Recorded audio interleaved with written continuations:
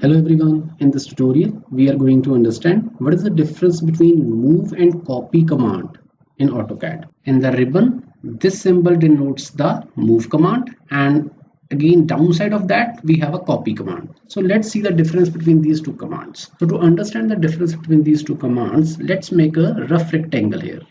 I make a rectangle. So now I make a small circle.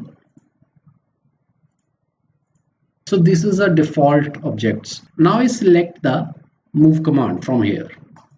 In the command line bar, it will ask me select objects which you want to move. I want to move this circle toward this corner. So I'm going to select this circle. Once you select it, you can either press enter from the keyboard or you can also press right click from the mouse. Now in the command line bar, it will ask me specify base point. So I'll select the center with the help of mouse. So once you select it, your object has been moved. Now where you want to place it, just go there and click over here. So see, this is the movement of the object.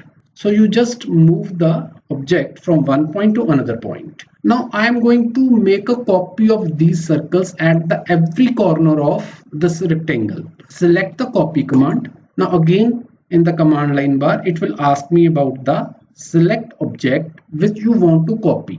Now I want to copy this circle. You don't want to select any other object. Just right click and again base point. So base point of the circle is the center. I'll take the center of it. So once you click of the center of the circle, your object is going to be copy. I want to copy my object over here. Just come over here and enter.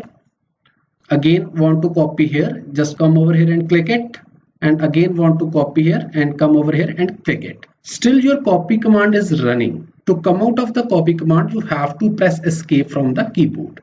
So this is the main difference between the move and copy. So in the move, your object has been moved. In the copy command, your object has been copied. I hope you understand this video successfully. Thank you everyone.